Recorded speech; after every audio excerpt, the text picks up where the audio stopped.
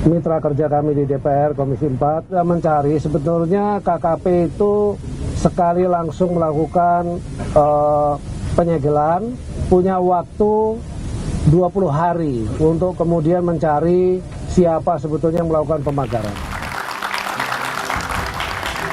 Masih bersama saya Budiman Tanrujo di satu meja The Forum. Mas Osi, setelah dibongkar ya Pak Yayan dan timnya membongkar, lalu apa yang mau dilakukan? Oke, Mas Budiman, jadi pada prinsipnya kementerian kami memiliki komitmen yang disampaikan Pak Menteri bahwa ingin menyelesaikan isu ini dalam ranah tugas dan fungsi di Kementerian ATR BPN. Paralel tadi pagi Pak Nusron langsung menuju TKP untuk juga menunjukkan sinergitas di Kabinet Merah Putih ini untuk menuntaskan permasalahan ini. Dan juga kami tadi pagi juga menghadap kepada Pak Menko Agus Harimurti Yudhoyono yang juga memberikan arahan agar menyelesaikan isu yang kaitan dengan TUSI yang ada di kementerian kami, yaitu menyelesaikan isu masalah polemik HGB dan hak milik yang ada. Nah, setelah pembongkaran ini dilakukan yang memang merupakan ranah dari perizinannya di KKP dan juga dilakukan oleh TNI AL, kami dari internal Kementerian ATR BPN saat ini Pak Menteri sudah menugaskan APIP yang ada di internal kementerian kami untuk melakukan pendalaman ataupun permintaan keterangan terhadap 4 elemen yang tadi kami sampaikan. Untuk juga mendapatkan kepastian agar pembatalan ini bisa segera dilakukan oleh Kementerian ATR BPN. Sudah jelas faktanya saat ini bahwa itu ada di laut, tinggal kita secara administrasi kita yakinkan agar kemudian hari tidak menjadi polemik kembali. Oke, baik, Zenzi. Cukup Kak, kemudian kalau lihat tren kan yang mengeluarkan sertifikat kemudian akan ditindak atau diapain nih. Kalau menurut Anda, apakah memang beban itu harus dilakukan kepada pelaksana di lapangan?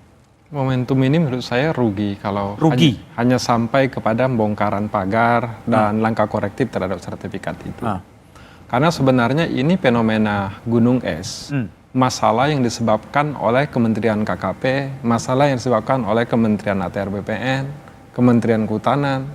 Ini di bawah sana, di seluruh wilayah Indonesia itu rakyat yang menderita seperti di Tangerang itu banyak sekali. Makanya harus ada satgas untuk sumber daya alam. Tujuannya satu, penegakan hukum terhadap pelanggaran seperti pemagaran itu. Yang kedua, langkah korektif terhadap kesalahan penggunaan wewenang. Apa bentuknya? Seperti sertifikat HGB yang ada di Tangerang. Yang ketiga, langkah yang harus dilakukan adalah mencari mindset dari ini.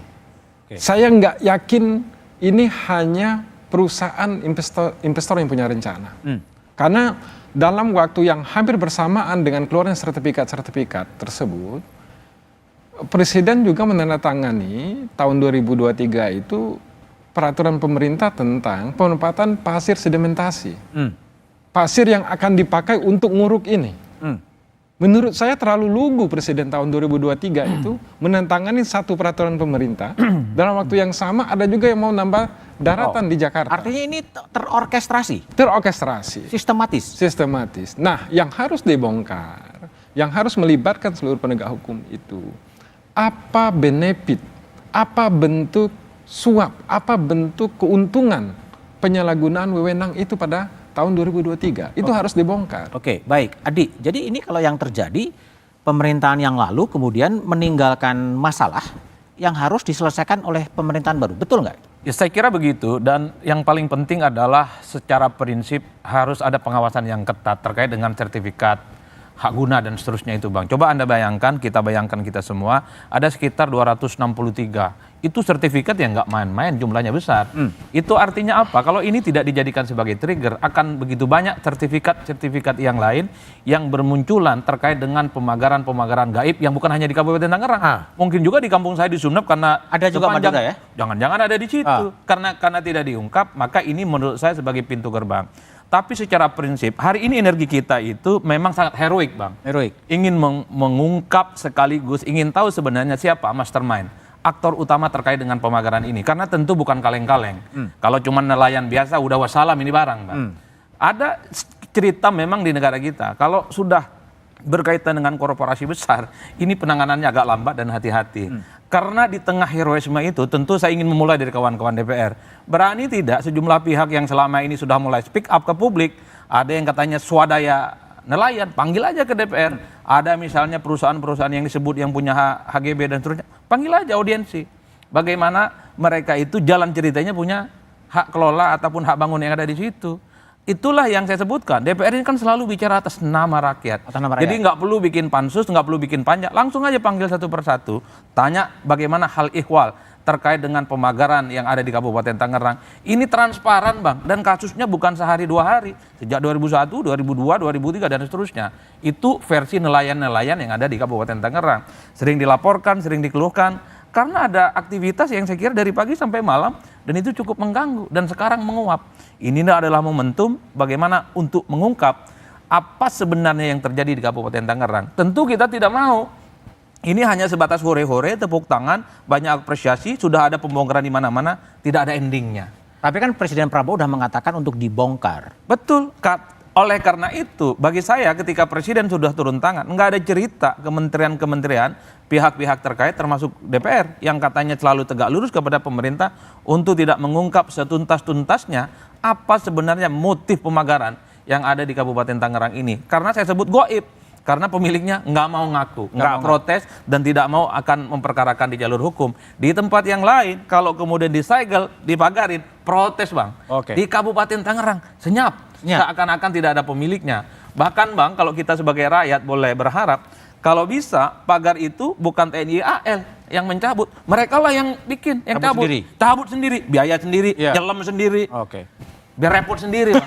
Ini yang mereka bikin huru-hara, kemudian negara yang bikin repot, kacau juga ini barang Bang. Kau yang mulai, kau yang mengakhiri ya. Itu dia. Oke, Bung Daniel, jadi target Anda Komisi 4 DPR ini mau dibawa kemana barang ini? Ya, tentu nanti nggak hanya Menteri KP yang kita panggil, juga kita akan melakukan RDPU, ya termasuk tadi yang sudah disinggung masyarakat nelayan yang terdampak, yang menyatakan mendirikan secara swadaya, termasuk perusahaan-perusahaan yang sempat muncul namanya. Oh, akan dipanggil juga? Ya, ada agenda seperti itu. Oke, kapan itu? Minggu depan, karena kan abis ini kita banyak kebentur hari libur, hari besar ya. DPR mengenal libur juga ya? Ya, tapi kan kalau yang dipanggil kan emang nggak ada kegiatan kalau resmi kan. Oh begitu, oke. Kantornya tutup. Kantornya tutup. Oke baik, Pak Yayan. Ya. Ranpur sampai dikerahkan ya kendaraan tempur itu. Betul lah. Jadi ini hanya masalah teknis. Jangan dilihat dari konotasi bahwa Ranpur pendarat amfibi marinir diterjunkan, ini ada apa? Apakah seolah-olah negara ini sudah seperti Gawat apa? darurat gitu? Gawat darurat dan sebagainya. Enggak lah. Enggak ya? Tapi ini lebih ke masalah teknisnya. Sehingga pada hari Sabtu kita sudah melaksanakan pembongkaran dengan menggunakan tugboat yang tadi saya katakan memiliki power yang besar. Ternyata setelah dievaluasi pada hari Senin, Bapak Kepala Staf Angkatan Laut menghadiri undangan Kementerian Kelautan. Di situ kita evaluasi bahwa di perairan tersebut tidak hanya perairan yang kedalaman di atas 3 meter, ada juga kedangkalan-kedangkalan.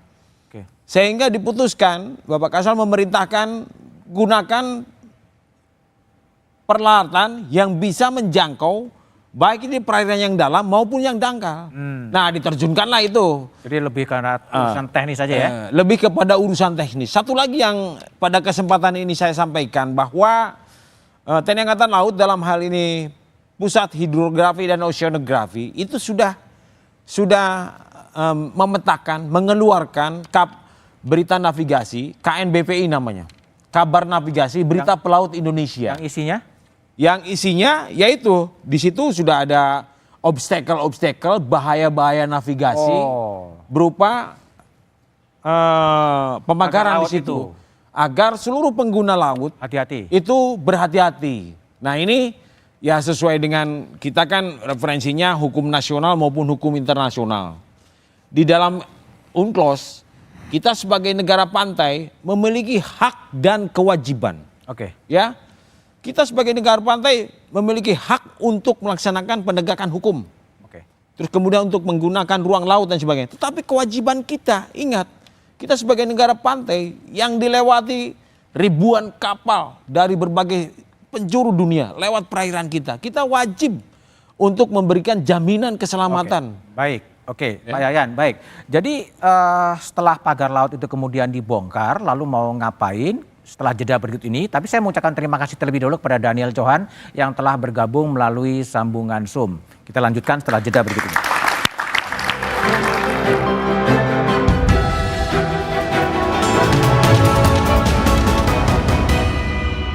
Kisruh penemuan